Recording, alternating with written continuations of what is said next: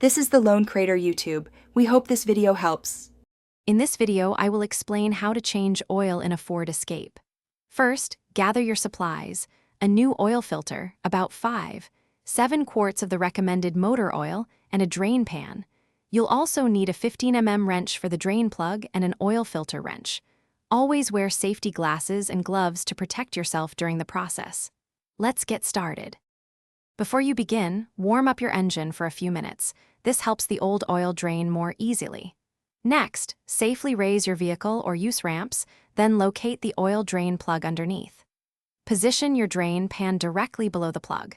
Using your 15 mm wrench, carefully remove the plug and let all the old oil flow out completely. Be patient, as this can take several minutes. Once the oil has drained, it's time to remove the old oil filter. Use your oil filter wrench to unscrew it, being mindful of any residual oil. Before installing the new filter, apply a thin layer of fresh oil to its rubber gasket. Then, hand tighten the new filter until it's snug and give it about 1/4 of a turn more. Finally, reinstall the drain plug firmly, ensuring it's tight but not over-tightened. Now, locate the oil fill cap on your engine and remove it. Carefully pour in about 7 quarts of the recommended motor oil. After adding the oil, wait a few minutes for it to settle, then check the level using the dipstick. Start the engine briefly to circulate the new oil, then turn it off and wait a moment before checking the dipstick again to ensure the level is correct.